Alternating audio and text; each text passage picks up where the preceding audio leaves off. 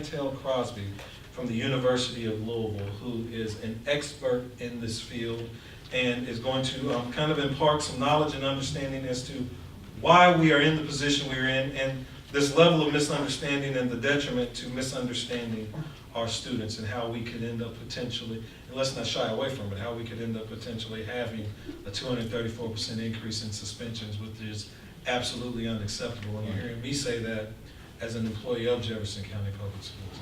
How are we going to make sure that those two babies back there, as far as young females of color, are in a position to be in JCPS where the ground is fertile enough for them to be themselves and excel? Because right now there's a lot of work that we have to do, and shame on us if 5 years from now we're still having a speaker series doing this stuff, Shantel. So we're going to have to work, we're going to have to listen, and tomorrow Dr. Crosby will be speaking to from what Vanessa and them say, a lot of people tomorrow on professional development, correct? A lot of people tomorrow on the professional development, but we were very serious about there's an internal and an external need to meet in the middle, and our experts have to find time for both. So I will not take any more time. Dr. Shantel Crosby.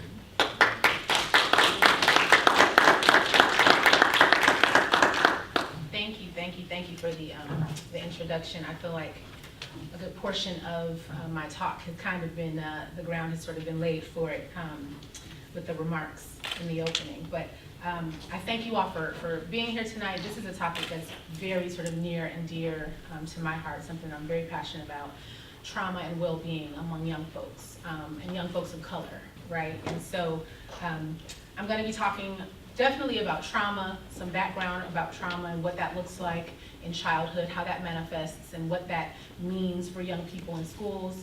Obviously I'm going to be talking about girls of color and how those sort of things sort of overlay to impact some of the things that these young girls are facing every day in schools.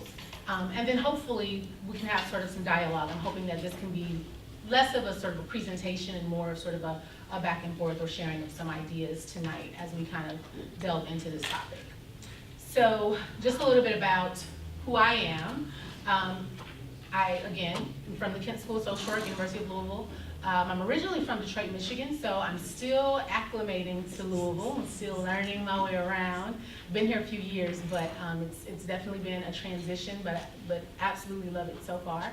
I got my bachelor's degree at the University of Michigan in Ann Arbor, and also got my MSW at the School of Social Work at U of M, and then did my graduate work, my PhD work at Wayne State University. And in between that, I had this really sort of profound clinical work experience working in the community as a community mental health practitioner, working with children and families, doing therapy, doing home-based work, doing school-based work.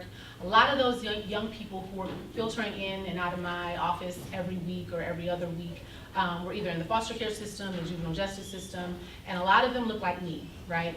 Black and brown young folks who were kicked out of school, couldn't come back to school until they had a number of sessions, lots of traumatic backgrounds, lots of just stuff, right, that we all know is prevalent in the lives of these young people that were really taking them off course very, very, very early in their lives.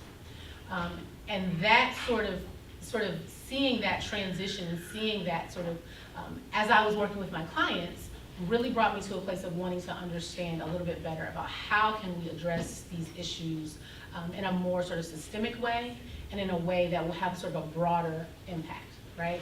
And so that sort of brings me to the line of research that I focus on. I focus a lot on trauma-informed practices. So basically helping systems to learn about trauma and learn ways to better meet the needs of kids, right, that are experiencing these very difficult things in life.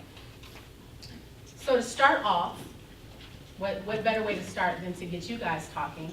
I'd like to kind of hear from you all your thoughts. What do you think of when you hear the word trauma? What does that mean in a community sense? How do we define what trauma is as we're talking about girls of color who've experienced trauma? And this doesn't have to be in any sort of organized way. Go ahead. Marginalization. I think that's beautiful because I don't think I've ever gotten that response before, but that's excellent. Go ahead. Stress. Yep, absolutely. What else? Pain. Pain. Yep. Just shout it out. It doesn't have to be organized. Pain. Emotional shock. Emotional, Shock. emotional shock, yep. Balance. Violence, Harassment. violence, harassment, absolutely. Anything else? Lack of control. Lack of control, yep. I don't think anybody has said anything that's off target yet. Anything else before? PTSD. PTSD, isolation. No other takers. Self-esteem. Self-esteem, Self-worth. yep, yep. All of that, I think, is sort of at least distally connected to this concept of trauma. So the way that I define trauma, or rather, this isn't my definition, the definition that I often use is from the Substance Abuse and Mental Health Services Administration. And this, to me, is a very all-encompassing definition of what trauma is. It's results from an event, series of events, or set of circumstances that is experienced by an individual as physically or emotionally harmful or threatening, and that has lasting adverse effects on the individual's functioning and physical, social, emotional, or spiritual well-being. Right, so this isn't necessarily one thing, but it could be. And it doesn't necessarily just impact you in one way, but it could, right? And then we have this idea of complex trauma, and I think this is more so what we're talking about a lot of times when we're thinking about these young folks who are being suspended, kicked out of school often, who are in and out of these different systems. Complex trauma is this idea of chronic, over and over again, stress, right? Marginalization, right? Pain, experiencing over and over and over again the effects of poverty, of abuse, of violence, whatever that might look like, and then sort of becoming conditioned to a lifestyle of stress, a lifestyle of toxic experiences. So, sort of thinking broadly, right? I'll bring this into girls in a second, but thinking broadly, who really experiences childhood trauma, right? Are there certain groups? Who does this affect? So generally, the only answer that is really sort of valid is that any child at any point in time can experience something that they deem to be traumatic, right? Something that frightens them to the degree that it impacts their ability to function in a classroom or their ability to function in their everyday lives, right? But then we also know that there are these categories of young folks, and we see them in a number of ways, these categories of young folks that are really, really highly susceptible to trauma. And oftentimes, these are young people who are filtering in and out of systems like the juvenile justice system, the foster care system, and then certainly young people who are growing up in communities or in households and are dealing with poverty on a regular, everyday basis, right? In general, around 53,000 young folks make up the juvenile justice system. And we see that African American and Latino youth are overwhelmingly disproportionate, right, in that system. I think a lot of us in this room may or may not already know that, right? In the foster care system, about 400,000 young folks are coming in and out of that system on an annual basis. And we know that in that system, again, African American and also Native American young folks disproportionately make up that system of kids, right? In this state alone, in around 2015, 2016, there were about 26,000 cases of substantiated child abuse. In this area, Jefferson County, you're looking at about 8,000 young folks who are in out-of-home care. And while you have 8,000 young people in Jefferson County who are in out-of-home care, a gross majority of those young folks are African American, right? But then if you look at the statistics of how many young folks live in Jefferson County, it's not overwhelmingly African American, right? So it's very disproportionate numbers of children of color coming in and out of these systems and experiencing the impact of trauma in their lives on an everyday basis. So, how does it impact young people? There's a number of ways in which we see it sort of filtering into different aspects of how these young folks learn, how they behave, how they think, right? How they feel on a regular basis. I sort of captured here 3 sort of primary ways that a lot of folks in this field sort of talk about trauma and how it impacts a young person, but this isn't all encompassing, right? So one of the pieces of this puzzle is attachment, right? And these experiences of this chronic trauma, chronic abuse, chronic stress, whatever it might be, can severely impact the way that a young person is even able to have interpersonal relationships with other people, right? Their ability to view the world as a safe place that they can go out in and make positive relationships. So that when they go to school, they can actually visualize themselves having a strong relationship with their teacher. When they go to a community center, they can actually trust the community worker at that particular center, right? But then it also, we see it sort of in this sort of social learning or modeling, right? Young person experiencing maybe abuse on a regular basis, experiencing anger maybe from a caregiver in a particularly toxic or harmful way, and then them sort of imitating that behavior and utilizing the same things that they see in that household to interact with other students, to interact with other kids in the neighborhood, right? But then there's also this other piece, and this piece has been sort of emerging, but there's a lot of research that is coming out and that has come out about how it actually changes the chemistry of the brain, right? To the degree that the way that the brain functions in a young person who's experienced chronic trauma then impacts the way that actual vital organs in their body functions, right? And then how they, through life, are able to avoid or not avoid chronic diseases. Things like, heart issues, lung issues, right? And so, not sort of delving too far into sort of the neuroscience of it, but an exercise that I often do, and actually a TED Talk that's sort of related to this that I often will pull up and have folks watch. And I would absolutely, if this is an area that you're interested in particular, I would absolutely suggest that you take a look at it. Dr. Nadine Burke-Harris is a pediatrician, and she did a TED Talk talking about the just sort of the widespread effects of trauma as she learned it from a study called the ACEs study. And this study is where some doctors, they administered a survey where they looked at certain factors of trauma and how people who had higher levels of trauma then fared over their lifespan. And in that study, it showed that folks who had a lot more trauma in their life at an early age had a lot more health issues later in life, right?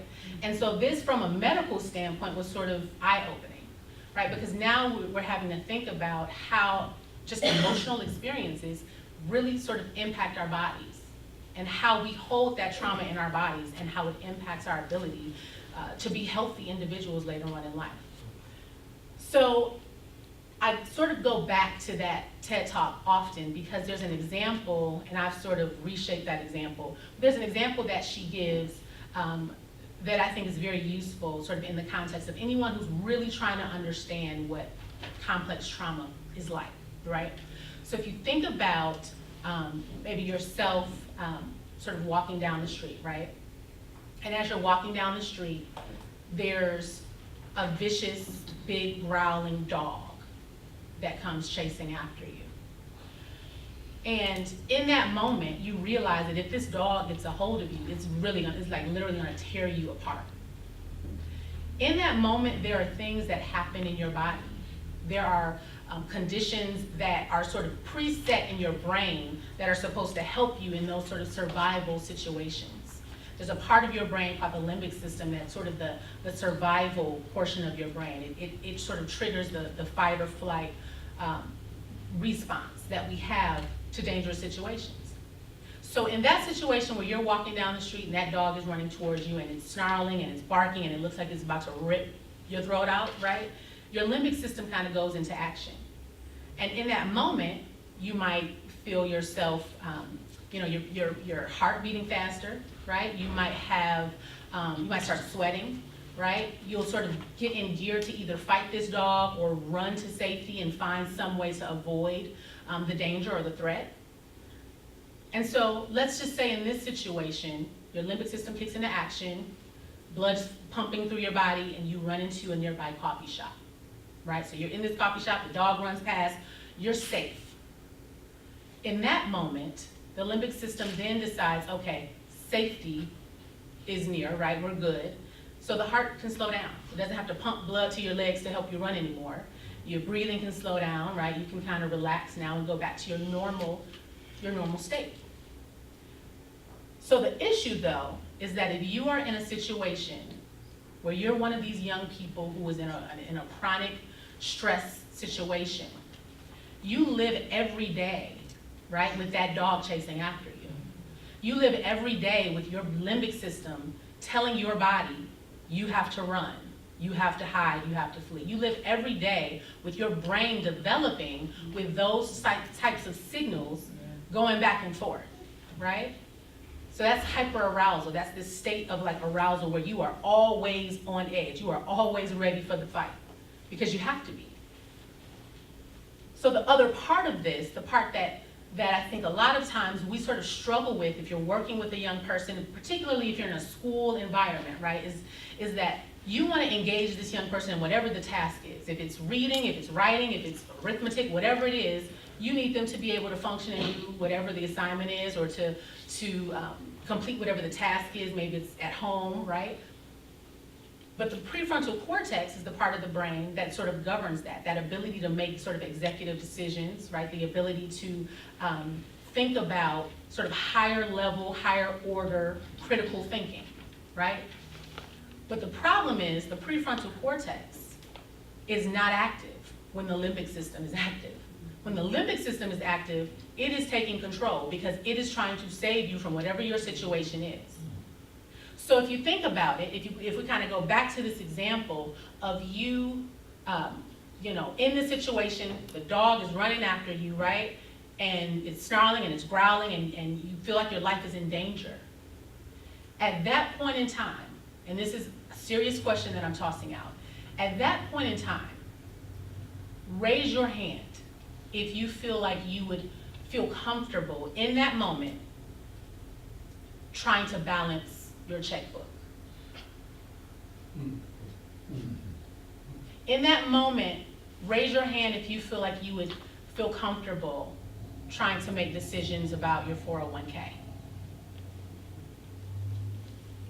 At that time, the only thing that is important, the only thing that is vital is surviving whatever that situation is. And so a big part of this, a big piece of this that we have to talk about, if we're talking about helping young folks who've experienced trauma, if we're talking about helping young girls of color who've experienced trauma, is creating situations where they can actually feel safe for once, right? Because you can't engage the other parts of their brain, you can't engage the other parts of their being if their focus is on survival. So, I have one, I have one quick video. I actually have two quick videos, but this is another one I like to show just because I think it really kind of helps us to think about, first of all, how pervasive this can be, but also sort of how difficult it can be for us to really, sort of conceptualize how difficult it is to really sort of think about trauma and what it looks like when we're dealing with a young person. So give me 1 second to,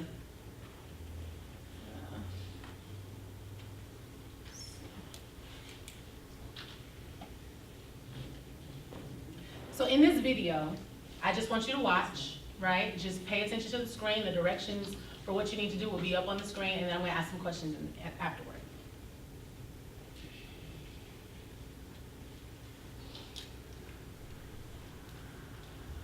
This is an awareness test. How many passes does the team in white make? How many passes does the team in white make? Just pay attention and let me know what you guys find.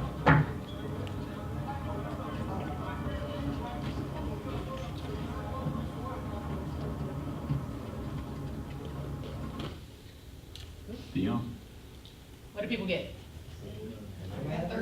13, 10, 11, 13, 10, 11, 13. Anybody get anything different than 13, 10, or 11? 14. Okay. Let's see. Answer is 13. 13. That was the answer. But did you see the moonwalking bear? What?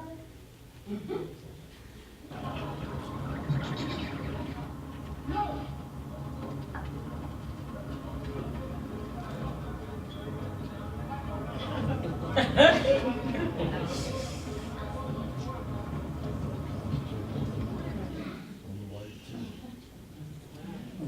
why did I just show this really random video with the folks playing basketball, right? It's very easy to look, to miss something that you're not looking for.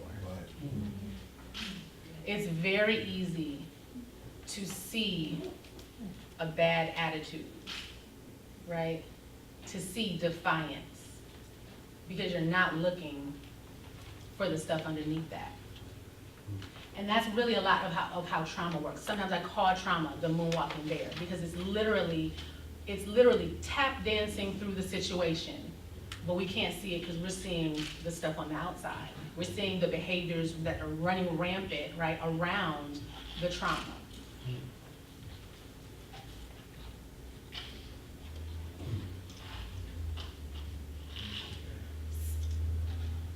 Actually, one more video.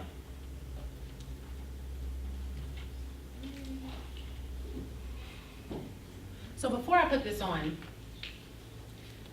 I want to note that a part of this conversation, thinking about attachment, thinking about how young people learn behaviors that have been modeled for them, thinking about brain development, and how it impacts their ability to feel safe and all of that. A big part of this conversation is understanding that right at the center of some of these interactions, right at the center of some of the things that these young folks are dealing with, is this moonwalking bear, right? This pain, these things that you guys called out, this marginalization, this pain, this violence. And so this conversation can't take place unless we start thinking about how do you address that moonwalking bear? How do you address the violence, right?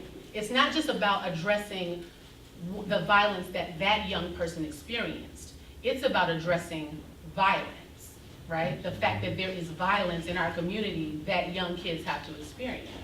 It's not just about addressing the marginalization that that young person experienced. It's about addressing the fact that there is marginalization that young folks and people in general are experiencing.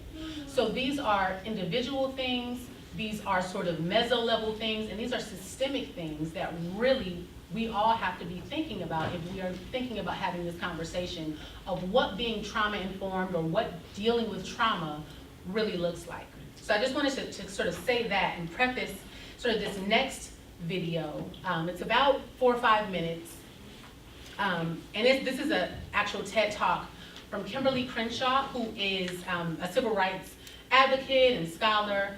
If any of you are familiar with her work, she focuses on intersectionality, so really thinking about the ways that race and gender and all of these other identities that we experience in our lives, how they intersect and how we really experience life, not through one lens, not as a black person, as a white person, but as a black woman who is trans, right, or as a white male Christian, right? We experience life through all of these sort of interconnections in who we are. And so I think she provides a really strong illustration of the ways in which race and gender sort of factor into this discussion. The ways in which we think about trauma and think about violence and think about how we sort of perceive women and perceive women of color when we have these types of conversations. And can everybody hear the audio? Was it loud enough? Okay.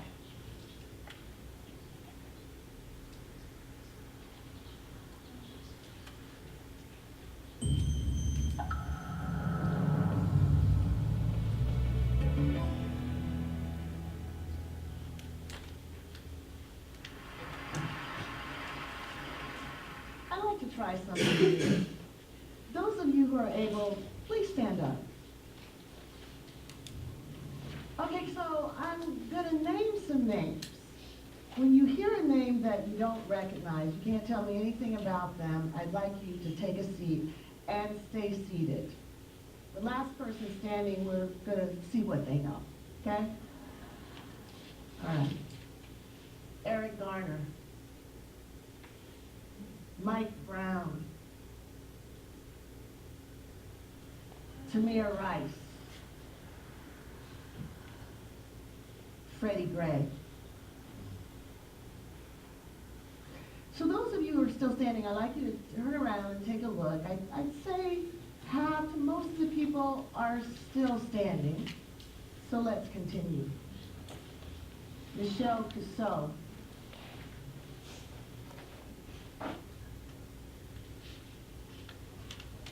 Tanisha Anderson. Ara Russer. Megan Hockaday. So if we look around again, there are about 4 people still standing. And actually, I'm not going to put you on the spot. I just say that to encourage transparency, so you could be seated. So those of you who recognize the first group of names know that these were African Americans who've been killed by the police over the last 2.5 years. What you may not know is that the other list is also African Americans who have been killed within the last 2 years. Only one thing distinguishes the names that you know from the names that you don't know: gender. So let me first let you know that there's nothing at all distinct about this audience that explains the pattern of recognition that we've just seen. I've done this exercise dozens of times around the country.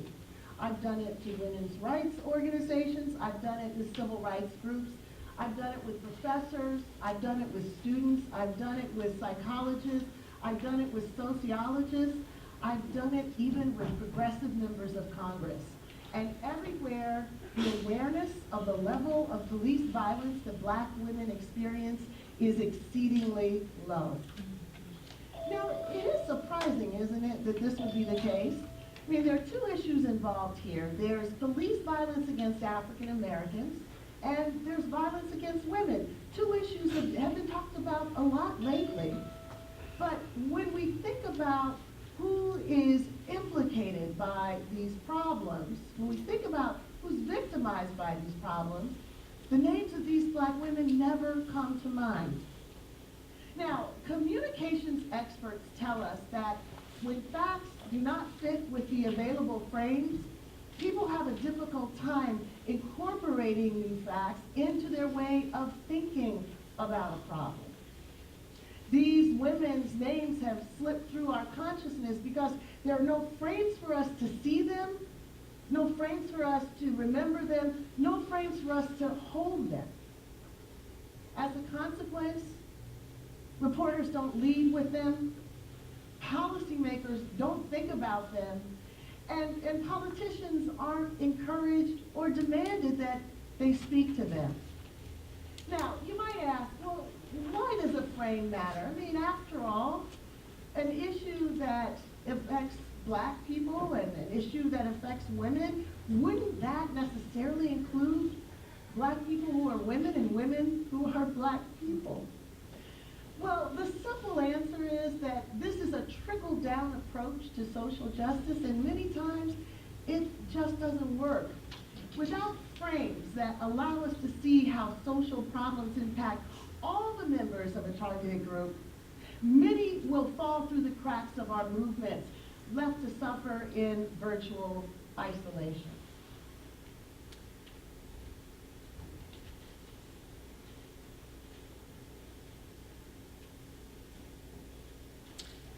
So there's a lot to unpack there, right? When I first saw that, I mean, it was powerful, right? Because this is my line of work, right? This is my area of study.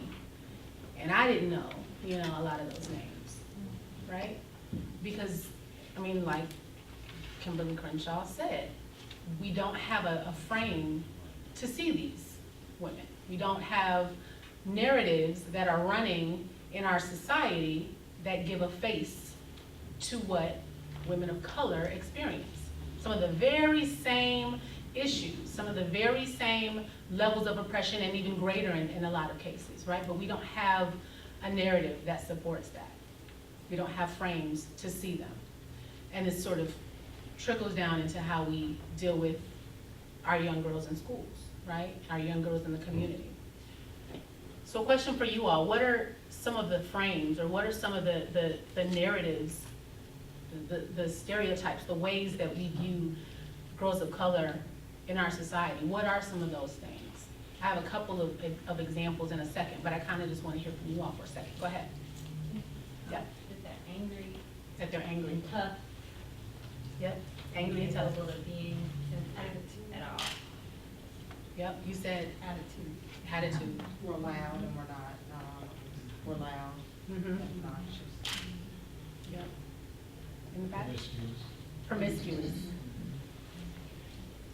I think misunderstood. Mm-hmm. Yeah, I definitely think so. Absolutely. Submissive. Submissive. When we have an issue, we're hostile. We just can't be upset about whatever it is, we're just hostile. Yep. Yep. Go ahead. I see lack of affirmation Hmm. for young ladies.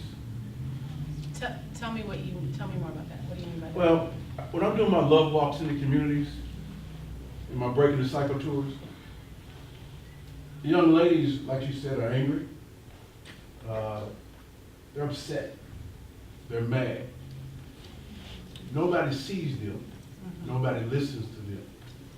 That's one of the things that I've learned when I'm dealing with young ladies and young men in particular.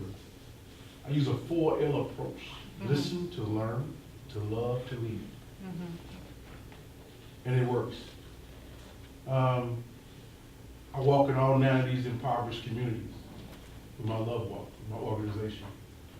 And it's very vital that we learn to get back to the basics. Because these young ladies are queens. They are princesses. But they're not treating themselves as such because nobody's listening to them. So it sounds like what you're talking about is really just sort of fundamental. First of all, just seeing them. You have to. Right? Just seeing them. This- What are other frames, other narratives? Go ahead. And we're ignorant, we don't know anything. Hmm. Yep. Go ahead. Over-sexualized. Over-sexualized. Yeah. Yep. Always looking to manipulate. Yep. Is always the same. I feel like I saw another hand. We can't keep a man. You can't keep a man. Okay. I mean, a lot of this stuff, right? You guys kind of were hitting the nail on the head. Just bad attitudes. That's the one that resonates with me. But then also, like, you know, we're tough, we're resilient. Like, we can kind of just take anything, go through anything, and like we can just handle all of it, right? And we don't need support. We don't need resources. We're just gonna handle all of it because we're so strong. We're super women, all of us, right? And I mean, I think I'm superwoman, but like I still need stuff, right? Like I still need support, resources. That they just do better in school than boys, right? So we don't really need to focus on them. They get better grades. They're not the ones throwing the chair across the classroom. You know, they might mouth off, but let's focus on the one that's throwing the chair, and only that one, right? All of these frames, all of this sort of factors into how we then interpret their behaviors, how we then interpret what is even necessary to help them, what is even necessary to meet their needs. So, when we sort of narrow this down and really look at this lens of trauma, right? Specifically thinking about these intersections of race and gender, we know that, again, racial and ethnic minority youth are sort of particularly at risk of being in these environments, being in communities where they're going to experience a lot more instances of trauma, toxic stress, pain, violence, all of those things, right? And then we have this sort of, from a race perspective, this historical, systemic oppression, marginalization, that is sort of at play, right? So this is sort of this ongoing sort of fighting and struggling through systems that were never really created for you, and having to still kind of meet the expectations. But then you also have this issue of gender, where girls are much more likely to encounter things like sexual victimization, much more likely to encounter things like physical abuse, right? Much more likely to have issues with PTSD, much more likely to internalize the things that happen to them rather than externalize like maybe a boy student would, or boys in the community would. And so when you sort of think about the compounded nature of the issues that they're experiencing through just being of color, and the issues that they're experiencing by just being a girl, and you sort of multiply those things, you're looking at a picture of a young person who has a lot of challenges, a lot of opportunities to have additional challenges than maybe the boy or the white student, but way less resources. Because again, our frame is, she has a bad attitude, she needs to get out of my class. Or she's just loud and angry, right? Because we're not thinking, again, about that moonwalking bear of historical oppression or that moonwalking bear of sexual victimization, right? That's not what we're seeing. So, what are some of the behaviors that you might expect to see? What are some of the things that you might expect might manifest with all this? I think I saw a hand in the back. Cursing? Yep. What else? Go ahead. If you have like an ongoing relationship with them, I think initially, in some of the work that I do, it's like they don't trust anybody, Mhm. and they especially don't trust the people that look like them, or the Mhm. women that look like them. And it takes a really long time for that to uncurl, like. Yep. Absolutely. And you spoke about manipulation earlier. And what sometimes a lot of folks view as manipulation is honestly really a way of, and I'll speak about this in a second, but really a way of creating resources for yourself, right? Resources that were supposed to be provided for you, but we're not, right? But yeah, excellent point. What else? I don't know how you word this, but negative attention seeking, Mm-hmm. I don't know what the word is for that. Yeah. Because again, you're talking about a group that can a lot of times be invisible, right? And so, what do I do to get my needs met? The boy threw the chair across the room and got his needs met, What else? Defensive, bullying, yep. Any other thoughts? Nonchalant, like, I don't care about this, I don't care about this. I'm glad you brought that up, because a lot of times when we talk about trauma, we always focus on the student that's acting out, right? A lot of times we don't even think about the student that's shutting down, the student that is completely withdrawn, the kid that has been dealing with stuff, and that their way of coping is to completely disconnect, right? Other thoughts? Go ahead.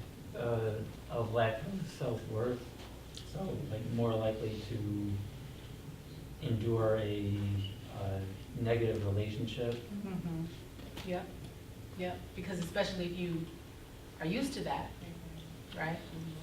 Then why would it be abnormal to continue in that? Absolutely, go Could it ahead. be like self-abuse? Absolutely. Other thoughts? Trying to fit in with a crowd that they don't really identify with, just to feel included. Yep, absolutely.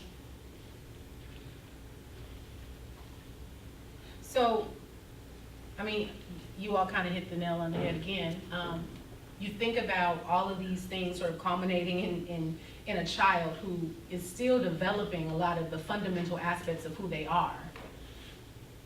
And the intersection of these identities really put them in a position to have a lot of different behaviors, a lot of different risky, sort of problematic, challenging, whatever words you want to use, behaviors that can look on the surface very difficult to tackle, right? Bless you. Thank you. However, again, a lot of these things are their responses to coping, their responses to dealing with circumstances that were created for them, right? That limbic system reaction you had to run into the coffee shop, if someone is looking at you and thinking, this is a crazy person, why are they running like that? This is a civilized community, like why are they responding like that, right? That's your natural reaction to dealing with being in danger and feeling like you are in danger.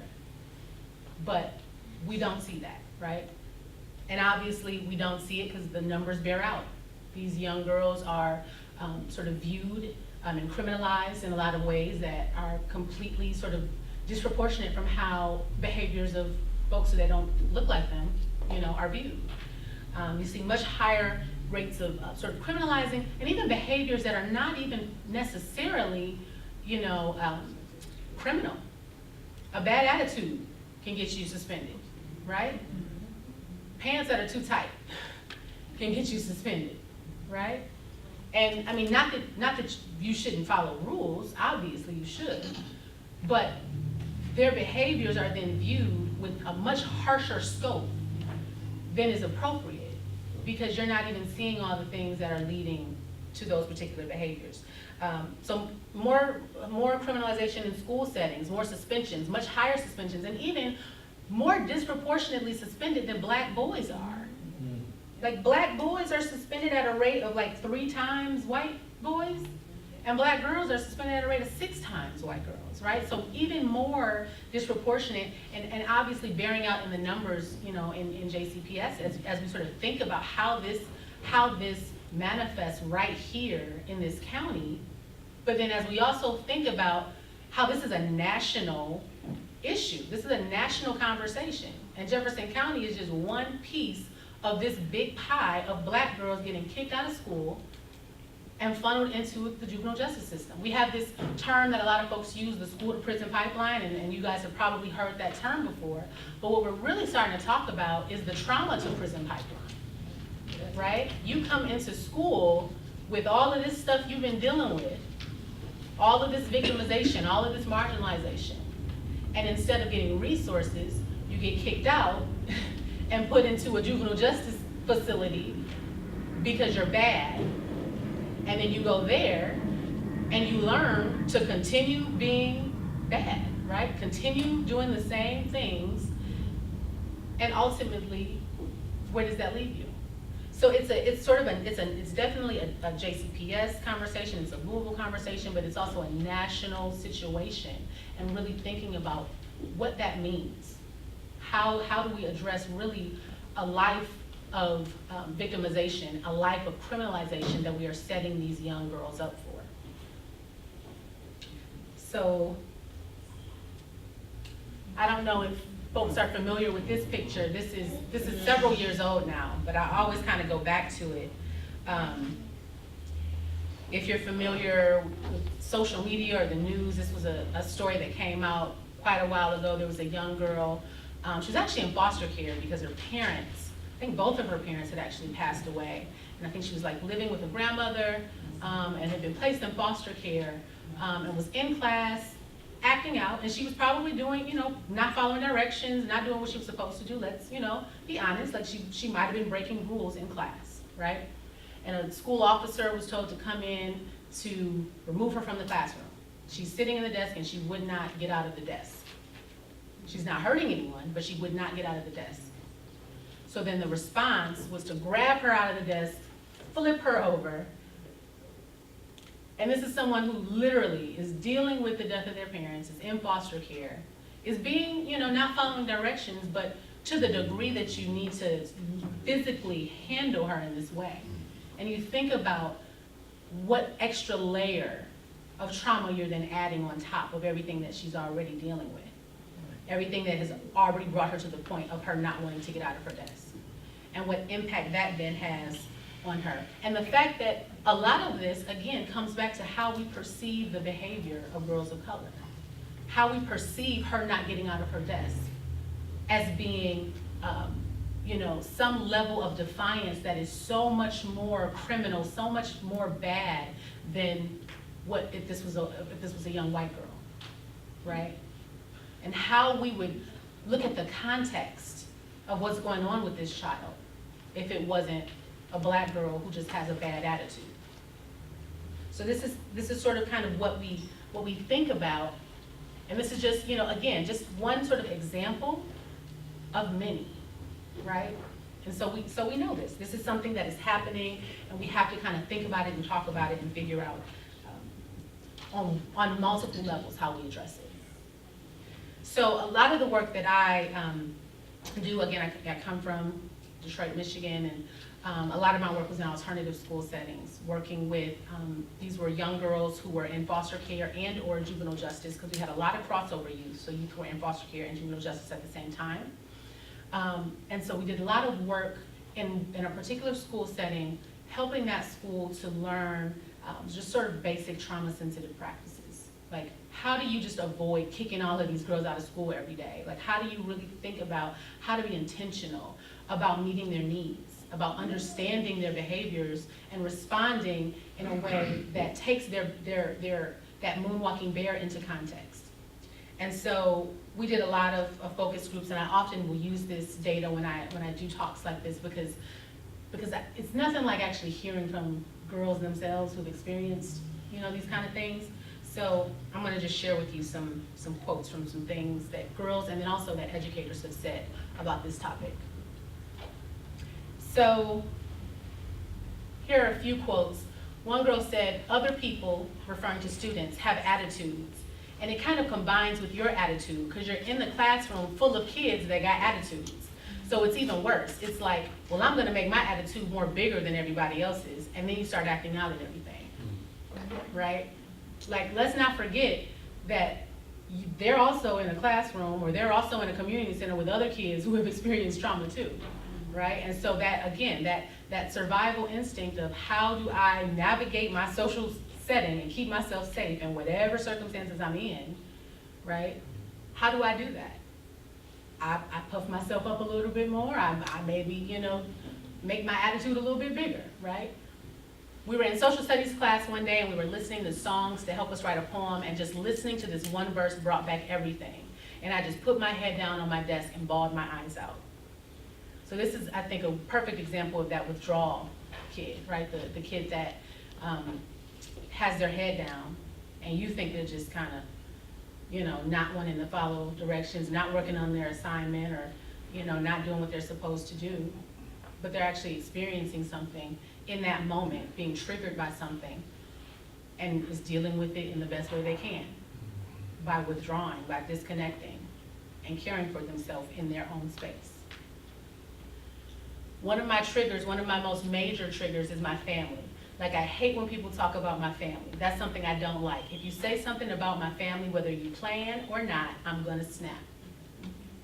Again, thinking about these triggers. Throughout our community, because of how disproportionate girls of color are in all of these systems, throughout our community, we have girls who are in the foster care system who have serious disconnections from family members, from caregivers. Folks who are in the juvenile justice system who, again, have these disconnections and really have to deal with constant reminders or constant triggers from their surroundings.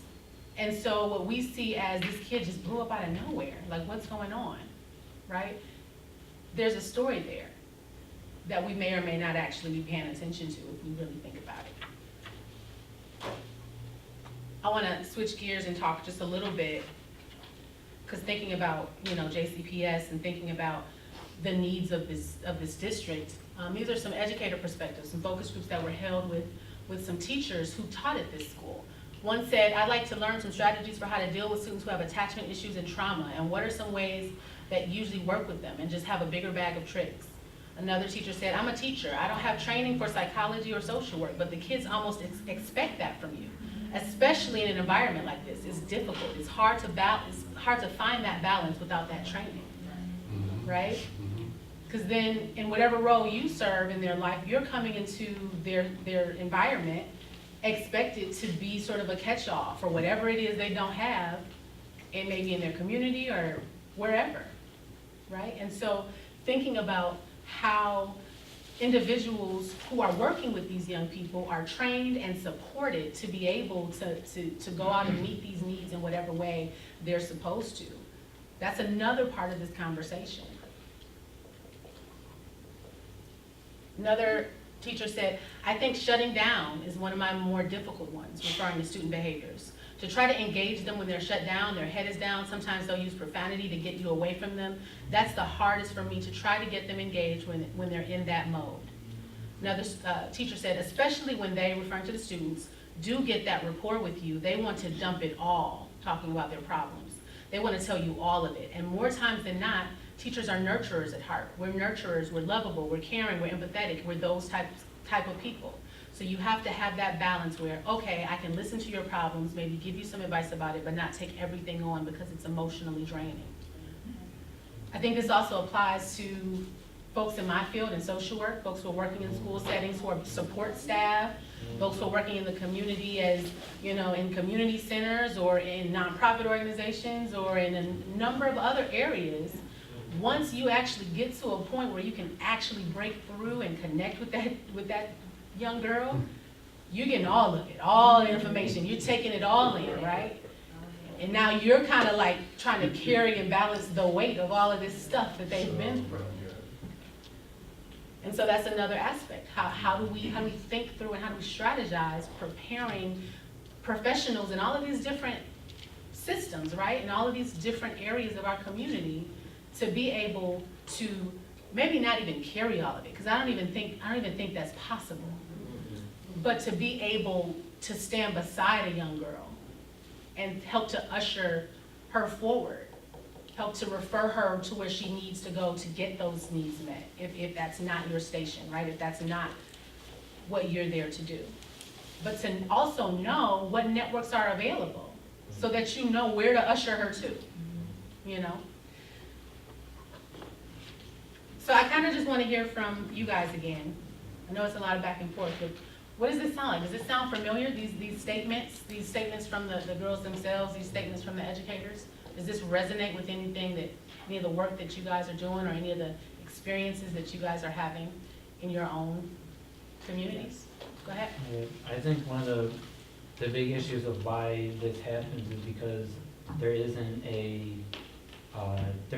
narrative to encourage black students to become teachers. Because that's where a lot of the disconnect comes with, where if you haven't experienced it and you don't, you know, because typically the schools don't offer that training, so if you don't take the initiative to understand who you're teaching, then you're more likely to see that acting out as, you know, them having an attitude or that they just have some sort of negative, as opposed to understanding that there's something else going on that needs to be addressed.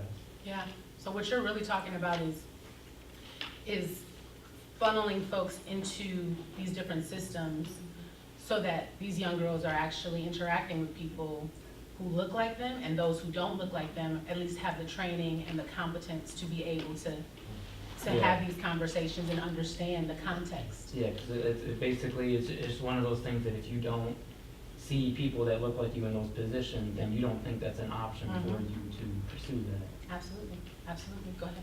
I think one of the things that was not addressed is patriarchy.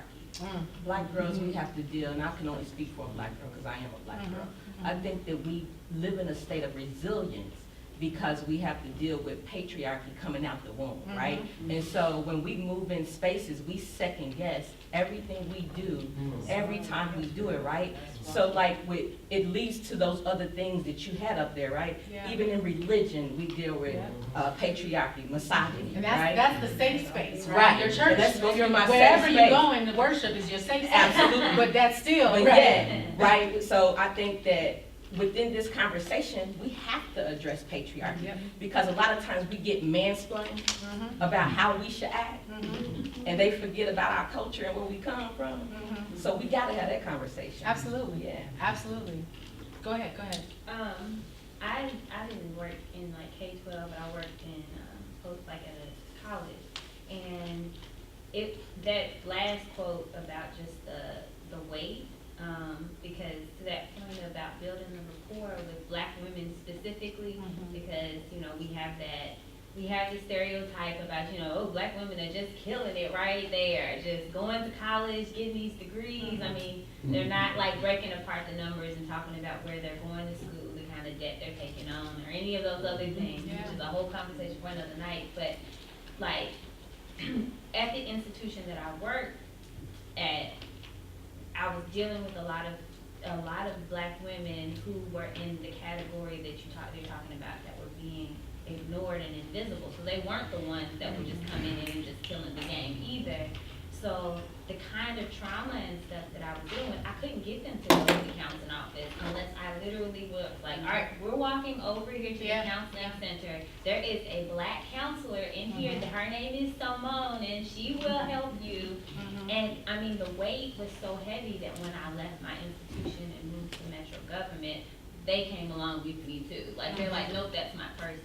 And I think that that speaks to there being a lack of like cohesive structures, whether you're talking about JCPS, whether you're talking about post-secondary education, or even just in the community, to where they're like, no, that's my person, so wherever she goes, even if her role changes, I'm going with her, and I still work with you. And like 3 or 4 of the people on my youth team came from the university that I worked with, because they were like, no, I'm going with her, which is a lot, because you're still carrying, while they're excellent human beings and great people to know, you're carrying their trauma with you, because there's no system that support. Absolutely, absolutely. Well said.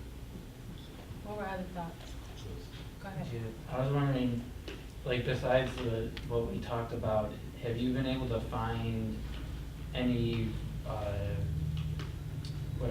any basically misconception that law enforcement has that would cause a higher level of mistreatment of black women? Because I can understand the intimidation of a black man, and then them reacting and feeling threatened and stuff like that. But I'm wondering if there's any different type of dynamic that would cause a higher level with women. So I think it all goes back to these sort of implicit messages that we receive about men and women. Because, I mean, there are folks that might even challenge this conception that you should be intimidated by a black man, right? I mean, what's more intimidating about a black man than a white man, right? So there's these, again, these frames, these narratives that we operate in our society to the degree that, you know, we even internalize them. We even believe that about ourselves sometimes. And so I think the same stuff that had that officer flipping the girl out of the chair, you know, this is not a girl who is having a rough day at school. This is a girl who is bad. This is a girl who is could be dangerous. This is a girl who is defiant. This is a girl who has a bad attitude, right? That there's not wiggle room for you. There's not wiggle room for you to have a bad day. You have to have a good day every day, because any bad day is you being a criminal, not just a student, not just a child who's struggling. And I think that same thing filters into the conversation about, you know, police violence against black women, right? I mean, I don't think the narrative changes just because the girl is you know 21 versus 10. The 21-year-old black woman is you know, maybe voicing her opinion about not understanding why she was pulled over, and that's not seen as someone having the agency to be able to question authority. It's seen as you have a bad attitude and you're probably a criminal, which is why you're talking back. And so I think it's the same situation. It's these frames, these narratives that we operate in all the time that are determining the ways in which we perceive the behavior, and then criminalize the behavior before we even understand why the behavior was taking place in the first place. Does that make sense? Well, it's just more of I guess if there's any it's kind of like if there's any difference in why they would still feel the need to use like physical force. Like, for instance, I remember the incident with was it the kids were at a pool party, and the officer threw, I think she was like 15, 16 years old, and threw her and pinned her down.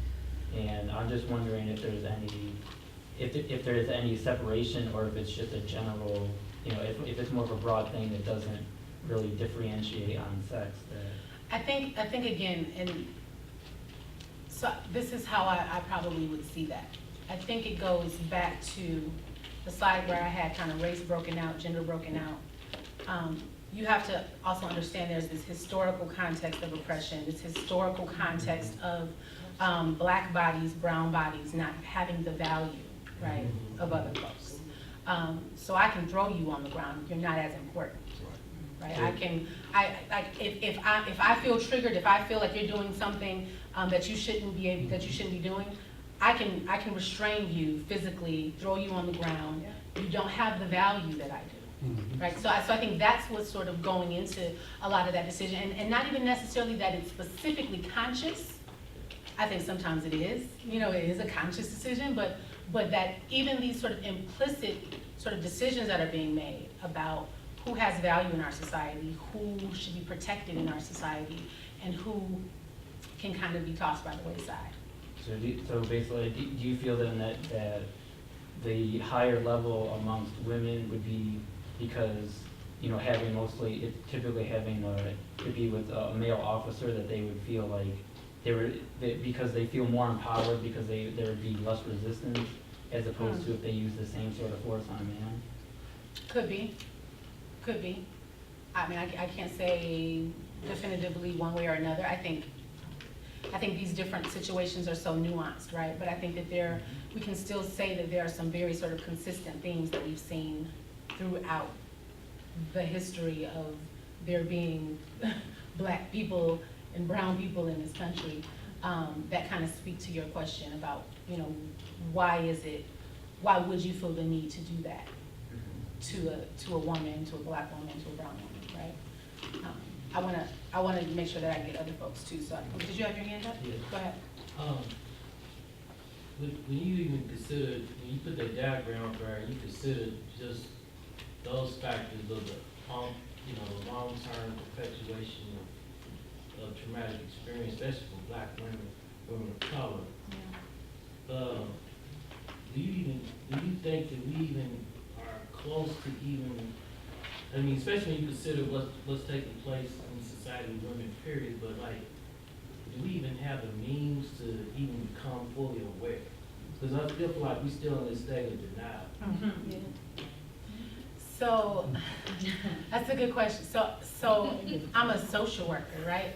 So I have to believe that there is a change that's gonna come, right? I have to believe that we have the capacity to be inherently good people to one another, and to recognize the marginalization and the victimization that is occurring.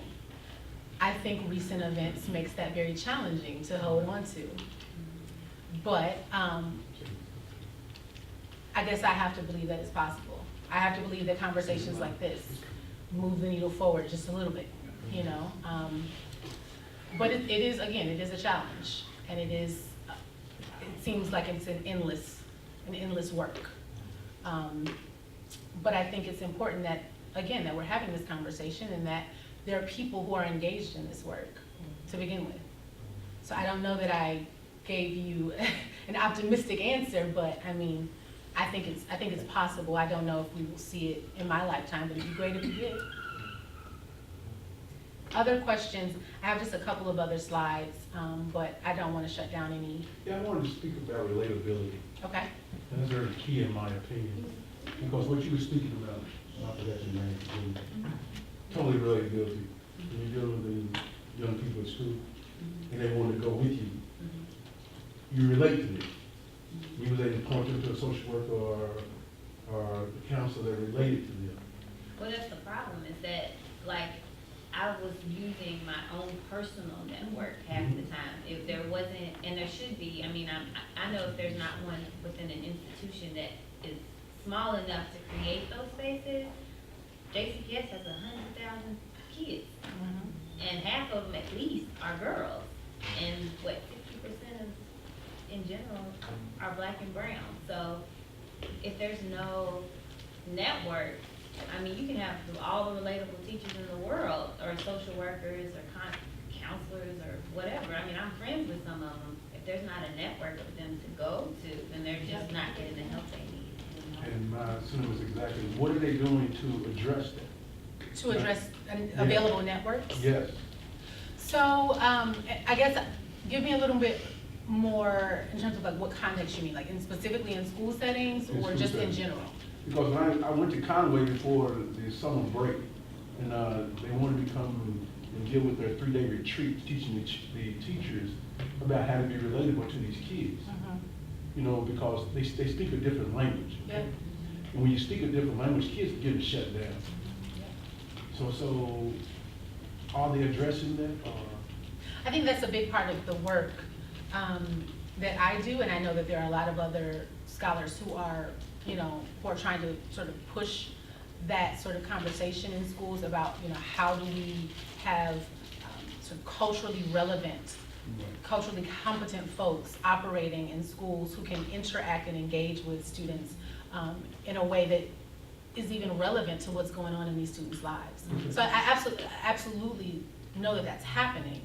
To the degree that it's as widespread as it needs to be, probably, you know, there's still work that needs to be done on that end. And I mean, it's the same in post-secondary institutions like you were talking about. You know, you have those professors of color, and then all of the students of color flock to that professor, and you become like the professor, right? Like you have all the, you know, the black and brown students knocking on your door because they need mentorship. I needed mentorship when I was going through college, right? You don't have folks who look like you, so they all kind of pile on the folks who they feel like can identify with them. And I think those conversations are happening. I know there's a lot of work being done across disciplines to talk about and to prepare teachers to really be competent in working across racial lines, gender lines, et cetera. But again, I think, you know, there's still a lot more work that needs to be done with that. So I'm not sure how I'm doing on time. I have like one more slide. And then oh, I'm sorry. You got 40 minutes left. Oh, okay. No, well, I still wanted to save time for additional questions. Yeah, so it's only about 7:20. Gotcha. Okay.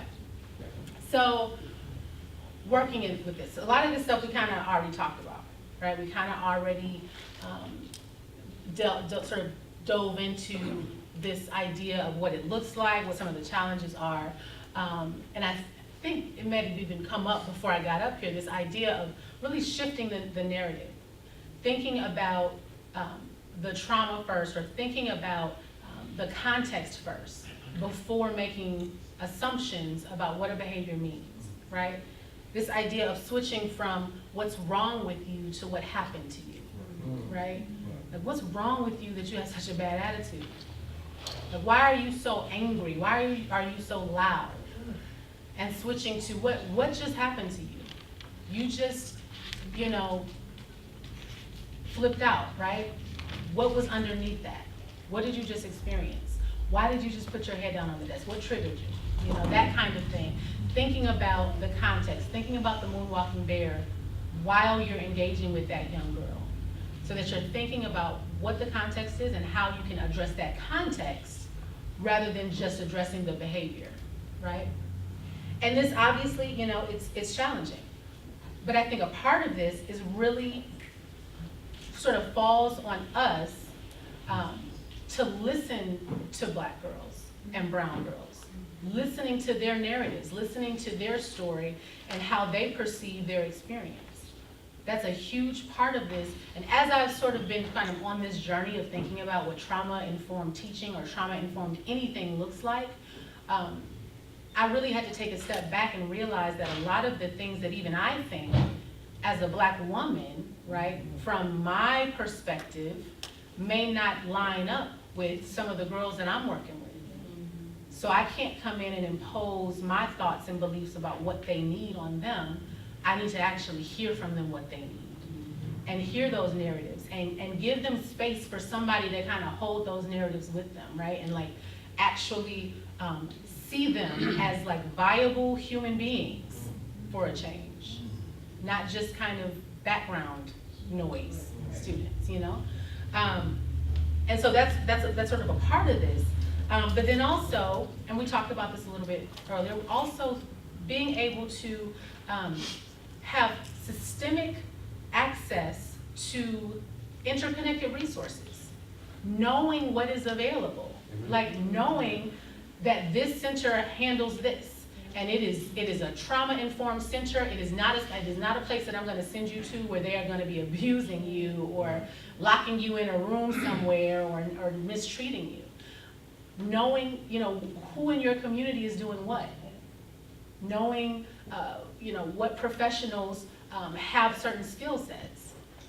Those are sort of specific pieces of this puzzle that are super important, but are oftentimes it's difficult because we're working in these silos and we're just trying to get through each day, just doing our piece of the puzzle. And while that's important, it's also vastly important that we know what other pieces, or puzzle pieces are out there so that we know how to connect folks when we need to. And then another part of this is sort of understanding and becoming educated about our own rights in things. When we're hearing about situations that maybe a student is experiencing, like knowing where do you go if this is an issue where this student has been mistreated or their right has been violated in some way, or in the community something has happened, how do we address it, who do we talk to first? Knowing and understanding from a first responder perspective, like what are the steps to addressing things when they come up, and knowing how to deal with that. So another sort of discussion point that I kind of want to sort of ask you guys about and thinking about, I think we kind of talked about this one a little bit, but I want to understand, as we have this conversation, what are some of the other barriers or challenges that you all have seen or that you all are experiencing in relation to this? Go ahead. Yeah, one of my struggles is you know, always being solution-based. And I guess what I'm struggling with this particular context is like, you know, the more and more you hear it, the more, you know, extreme a challenge it seems. So like we talked about earlier, the patriarchy and you know, our places of faith and things of that nature are places where ideally you would think, okay, if I could get them there, Yeah. then it's a safe place where it might be the place that perpetuates it the most. So it's like, how do you deal with that? Where do we start? Or how do we start? Yeah. So, sort of how I kind of envision that is that, so there's a part of me, there's a professional Shantel who does this every day for work, right? This is sort of my passion, this is my research, this is the area of life in which I focus a lot of my time on, right? But then there's also a personal Shantel who, you know, goes to the grocery store and goes into these different spaces and sees sometimes really great things happening and sees sometimes really bad things happening. And sometimes I have to challenge those bad things, and sometimes it's for my own mental health, I need to not, to be very honest. And so I think kind of what you're saying, I don't know if I can answer that sort of globally. I think every individual has a responsibility to push the agenda a little bit more in whatever ways they can, to challenge patriarchy, to challenge racism, to challenge all of these, you know, isms in the best ways that we can, without literally sort of driving ourselves crazy, because you have to unplug. Like you can't have this filtering through your head all of the time, because it literally will drive you crazy. But I think I feel like this is where you make sort of personal decisions about how you either feed into, turn a blind eye to, or challenge some of the things that you see in all of the different places that you operate. And in that way, it's you making a personal decision to not just go along with whatever the status quo is, but to make these spaces different, even if it's just a little bit. And this, again, this goes back to this being, you know, our country didn't become this way in 5 minutes. It is not gonna be fixed in 5 minutes, you know what I mean? Like this is just an endless work, it feels like. But I think it also means, you know, you, to the degree that you can, educating yourself about, again, what resources are available that are good. You know, there's a lot of places you can send somebody for, you know, who has behavioral issues, right? But you know that sometimes there are places that are a little better than others. Sometimes there are places that have a specific focus that will be uniquely, you know, tailored to be able to suit the needs of that particular child. And you sort of becoming more educated, and tapping into resources that are really going to meet the needs of that particular child, and thinking about that and being strategic about that. Go ahead. So I'm gonna read something real quick, and I'd love to know your comments. The school to prison pipeline leaves out one huge part in students' behavior, says an elected official. Students would never happen, suspensions would never happen for the students' bad behavior. The school staffs are not able to stop. If a bad behavior, it's a bad behavior prison pipeline, not a school to prison pipeline.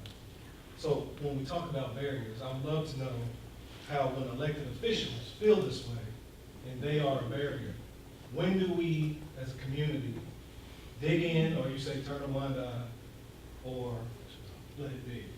Because the biggest barrier that I believe we deal with sometimes is when elected officials, Yep.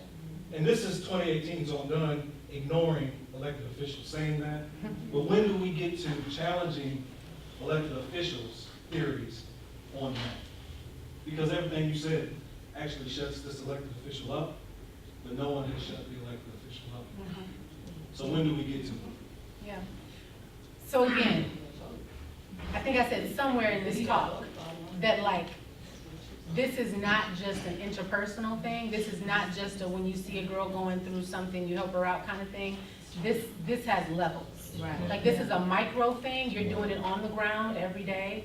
This is a meso thing, like you're working within systems and doing what you can within those systems to change it. And this is a macro thing, where you are leveraging the power and the voices of your community and bringing those voices together to make macro change, right? To the degree that you can, shift the system, right? Shift who is the elected official. And so that, again, so this is and everybody doesn't play a part in every level. There's some folks who are doing the macro stuff already. And there's some folks who are doing the meso stuff already. But a big part of this is bringing all of those voices together. Because again, a lot of times we're doing stuff in silos. And we're kind of suffering in silence, kind of trudging along, trying to do the best that we can. But there needs to be this interconnected effort to take maybe the research that I'm doing and pushing it into the hands of the people who are making these decisions, right? And that's my job, but that might not be one of your jobs. One of your jobs might be you spend 40 hours a week just holding the narratives of Black girls, right? Just holding, you know, their pain. Like that's what you do, you know? And that might be enough for you.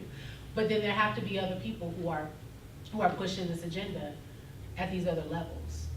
And I'm gonna ask this question at the end of every session. I mean, we're not at the end, but I'm gonna ask this question every time. As we roll out the Diane Porter School of Excellence for Girls of Color.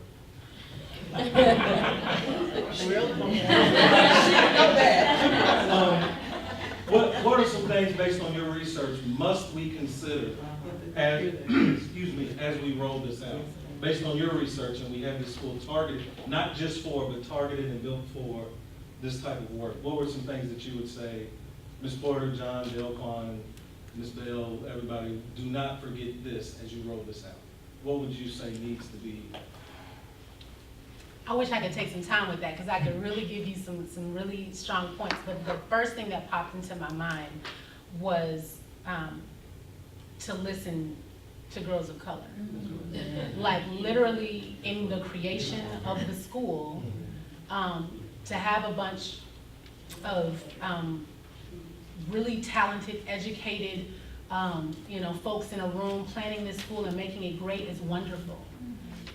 But to have some young girls who are living this life and who know what they need. Sometimes, I mean, I think sometimes we think, you know, we've been there, done that, so we know what they need. We know already, right? And in a lot of cases we do. We do know how to help sometimes, but having their voice be included in that decision-making process, that level of agency for a young person who's experienced trauma is healing in and of itself.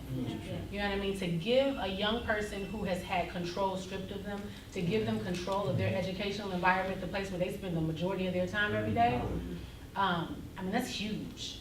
I saw that in my research in Michigan over and over again. Like, the excitement of these girls to be like, you guys are listening to us. Like, you guys are coming and just sit down and talk with us. Like, why? You know what I mean? Nobody does that. So that would be, I think, where I would start. Go ahead.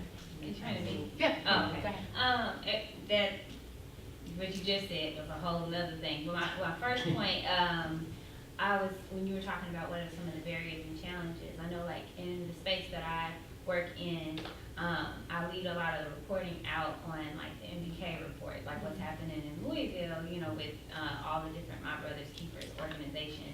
Which, you know, I'm here for it. You know, I think it's great. I have some criticism toward the only president I recognize for just focusing on Black men and boys.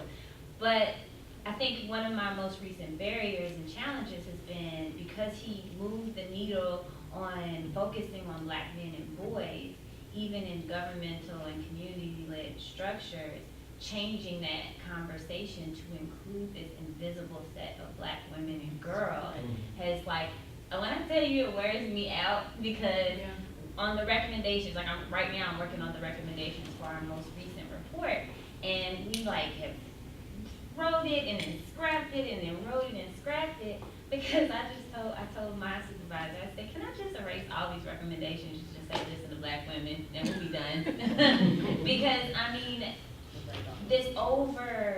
like it's great that, you know, Black men and boys are getting the focus that they need, but to your point about it being 6 times as likely for them, for the women to be in jail or girls to be going through like youth detention services and stuff like that. So that's been my biggest barrier and challenge because it's hard, like on one hand, on a very micro level, I'm having these conversations with Black women and girls, and I'm like, I'm here, I'm trying to move this needle however I can, but when I go talk to the powers that be and they insist that it be a Black man in charge of this thing, and it's Black women that are holding up, you know, the work, it's like, we have credentials and y'all have a story. Like, what is this? Like, in order to help the Black man, you have to have the Black woman. Right, and so but the focus ends up not being on. So that's been the most recent barrier or challenge, and that's been really frustrating for me.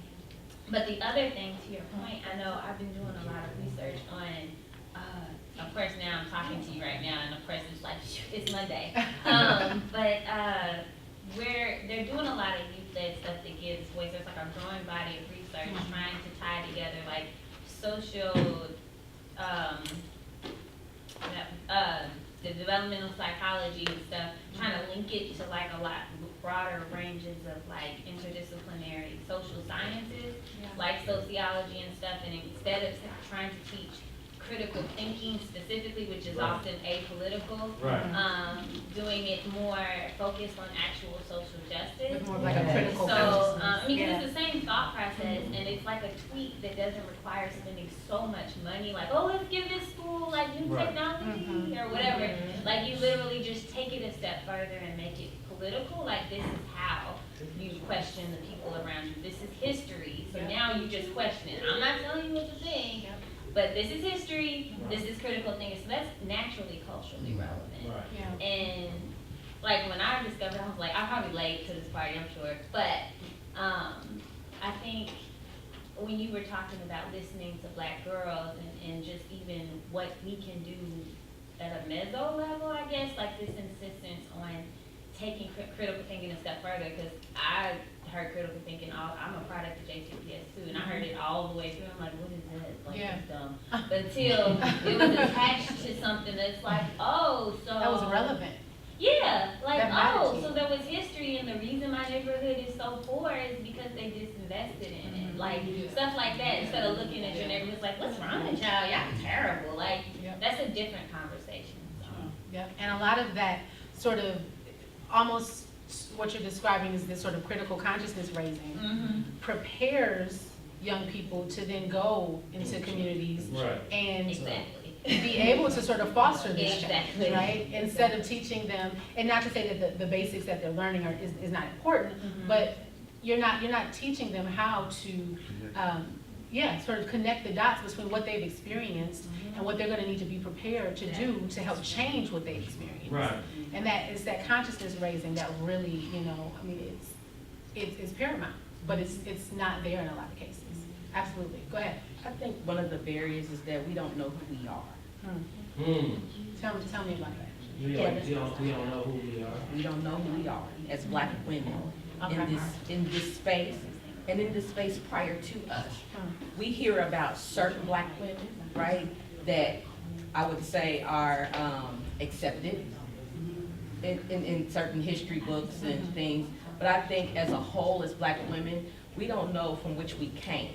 And so as we are raising our girls, even as Black women, we marginalize our Black girls a lot of the times, right? Because we go by how we were raised and we figure like that should be how they should act. And a lot of the times I think we disenfranchise our girls by kind of putting them in a box instead of trying to figure out who they are and even giving them the resources to see what we've done. You know, and I think that will give them confidence a lot of the times when they have those resources. Even when we're told we got a bad attitude, I sure do. You know what I've been through? So I'm tired of people telling me I can't have a bad attitude. I'm tired of people telling me I can't be mad. I can be, because living in a state of resilience all the time is exhausting. Right. No, I don't want to help you. Resilience and resistance. Yeah. Literally like Yeah. resisting, Yeah. you know, oppression at the same time that Absolutely. you're rising above it. Yeah, so not knowing who we are is just, yeah. And what you're talking about, this is like this generational trauma. Yeah. Right? Like we learn how to be, you know, oppressed. We learn how to be marginalized. We learn how to internalize these messages because it's not like these messages are flying around us and we're not swallowing them up ourselves. Yeah. And then we're teaching those messages, you know, to the girls that we raise, and they're teaching them to the girls that they raise. Absolutely. And there's this generational sort of lineage Yeah. of trauma and oppression that is literally in our DNA. And we don't even know it though. We Yeah. don't even know that we're suppressing who we are generally. And then when it shows itself, it's given a name, bad attitude. She's a loud Black girl. Yep. Instead of us just being culturally who we are. I mean, because we ran whole nations, right? Like we really ran whole nations. But that's not recognized, right? Because it's still for me, it leads back to having to survive in a patriarchic world. Yeah, absolutely. I think I saw a hand. Go ahead. One of the areas that I feel like that I face, especially being, I'm Somali, I'm an African woman, but I feel like a lot of our voices, especially for my immigrant refugee girls, are ignored. Yeah. And even though we're girls of color, sometimes our voices are pushed out. Either because of the language barrier, because of whatever else, we're not acknowledged. And it gets so hard sometimes, like acknowledging our pain. It's like, yeah, we're girls of color, but we're ignored. So that's one of my challenges, especially, I'm an ESL teacher. So a lot of my kids need counseling because they face trauma too. They're facing just as much trauma as girls of color and Black girls, but we're not even in our home, we're not even in our own country. We're spread out, we're in the poorest neighborhoods, and we're facing just as much being victimized as Black girls. We're not getting those voices. Like I've been told, a lot of counseling for my girls is not available because we don't have those things. They don't need counseling until until something happens and they're not available. Then we give them counseling. But by then it's too late. Yep.